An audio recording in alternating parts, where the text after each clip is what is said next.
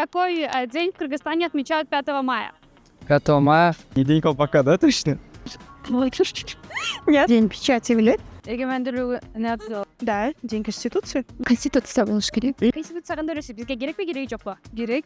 Эмнеге керек? Мамлекеттеги тең салмактуулукту жана тынч жашоону сактоо үчүн. Охранять права людей. Без Конституции, по сути, государство может вытворять с нами что хочет, поэтому Конституция нужна. Биздин укуктарыбыз түшүнүп жатканда мыйзамдар. Чтобы защищать наши права, знать, что мы должны делать, вообще, что нам можно и нельзя. Ошол конституциянын негизинде өлкөдө мыйзамдар кабыл алынат, мыйзамдар иштейт, андан сырткары ошол өлкөнүн ичинде тартип сакталат.